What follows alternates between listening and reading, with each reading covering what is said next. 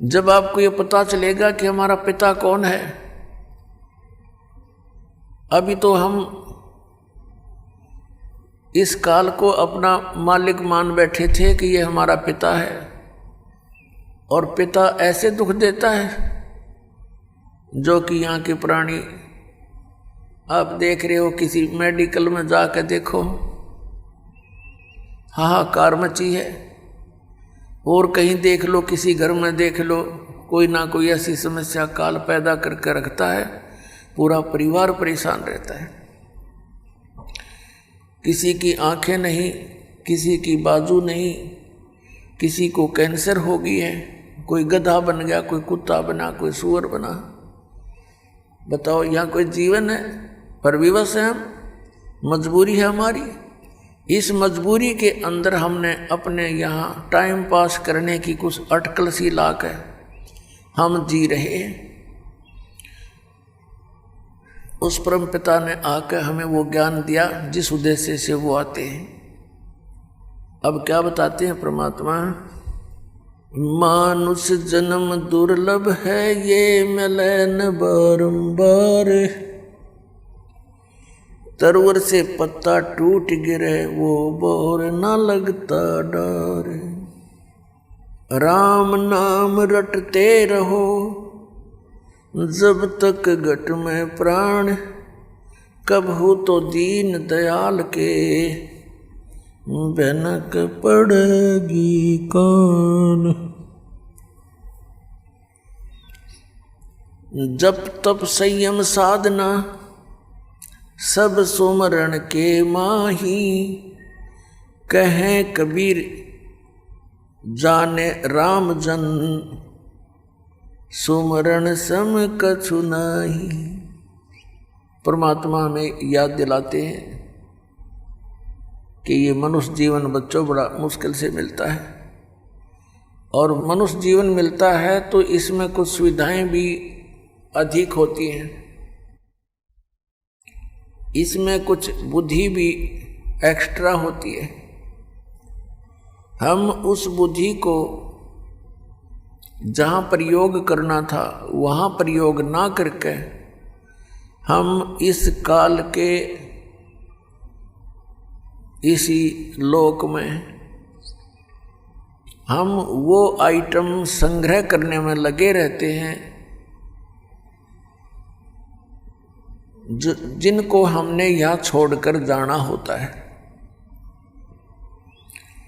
बुद्धिमान व्यक्ति उन वस्तुओं को विदेश में कभी संग्रह नहीं करता जिनको वो अपने स्वदेश नहीं ले जा सकता। उसका यूज क्या, बेमतलब पैसे खर्च कर कर वहाँ दर के आने का। तो ऐसा काम वही कर सकता है जो कति अज्ञानी हो। अपनात्मा हम सबको मालूम है कि हम जो भी कोठी बंगले संपत्ति इसको इकट्ठा करने में आजीवन लगे रहते हैं, ये हमारे साथ नहीं जाती। और जो वस्तु साथ जानी है उसकी तरफ हमारा ध्यान विशेष नहीं। और किसी पुण्यात्मा की पूर्व जन्म की प्रेरणा अत्यधिक है,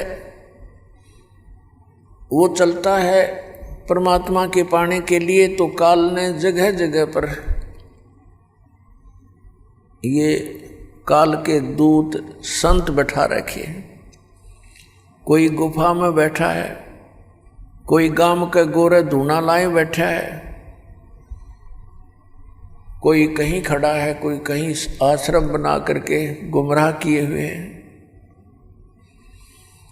तो काल ने उनका वैसे जीवन यूं नष्ट करवा देना है। तो इस सारी समस्या का समाधान करने के लिए, अपने बच्चों को तत्व ज्ञान देने के लिए वो हमारे परम पिता इस काल के लोक में आते हैं।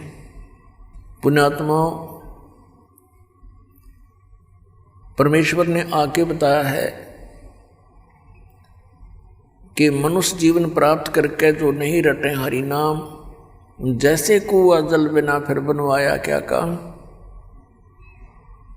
जिस कुएं में जल नहीं वो कितना ही सुंदर हो, कैसी उसकी बढ़िया कंस्ट्रक्शन कर रखी हो, और जल है नहीं तो उसका नाम कुआं अवश्य है, गुण कूप के नहीं है। ठीक इसी प्रकार मनुष्य जीवन मानव शरीर प्राप्त करके जो प्राणी साधना सत्य नहीं करता उसका नाम मनुष्य अवश्य है, पर काम मनुष्य के नहीं, वो गुण मनुष्य के नहीं। एक सत्य साधना ना करके चाहे कोई भक्ति भी कर रहा है बोल पुण्यात्मा, उसका भी जीवन व्यर्थ है, और जो भक्ति नहीं करता उसका भी व्यर्थ है। तो इस सब समस्या के समाधान के लिए केवल परमात्मा ही स्वयं आते हैं। वो आकर हमें ज्ञान देते हैं। गुरु बिन माला फेरते, गुरु बिन देते दान, गुरु बिन दोनों निष्फल हैं, चाहे पूछो वेद पुराण। गुरु बड़े गोविंद से मन में देख विचार, हरि सुमरे सो वार है, गुरु सुमरे होवे पार। परमेश्वर ने आकर के हमें इस पूरे प्रोसेस से परिचित कराया है कि परमात्मा कैसे मिल सकता है, तुम काल के जाल से कैसे छूट सकते हो। उसके लिए सबसे पहले मालिक ने बताया है कि सबसे पहले गुरु हो, और गुरु पूरा हो। अधूरे गुरु से भी कोई लाभ होने वाला नहीं। अब पूरे गुरु की पहचान कैसे हो? हमारे जो सद्ग्रंथ हैं, जिनको आज तक हम सर्वधार्य मानते रहे, पवित्र चारों वेद, पवित्र श्रीमद् भगवत गीता और पवित्र 18 पुराण, ये हमारे हिंदू धर्म के सद्ग्रंथ माने जाते हैं। वैसे तो ये सद्ग्रंथ, ये शास्त्र किसी धर्म विशेष के नहीं है, ये तो मानव मात्र के लिए एक संदेश है भगवान का। ये उसमें लिखे और बोले गए थे जिसमें कोई धर्म नहीं था, फिर भी अब ये हिंदू समाज के निमित्त कर दिए गए हैं। तो इसीलिए कहा जाता है जो हिंदू धर्म के जो अनुयायी हैं, पुण्यात्माएं हैं, वो इन सद्ग्रंथों को सही मानते हैं। तो दास ने ऐसी दया की परमात्मा ने कि जो भी समूह, जो भी धर्म जिस भी ग्रंथ को श्रेष्ठ मानता है, उसी ग्रंथ के आधार से उनके द्वारा की जा रही क्रियाओं और ज्ञान को ये दिखा दिया कि आप ये कर रहे हो, आपके सद्ग्रंथ ये बता रहे हैं। और जो शास्त्रों में वर्णित साधना और ज्ञान नहीं है, वो लोक वेद है, वो मनमाना आचरण है, उससे कोई लाभ नहीं होगा।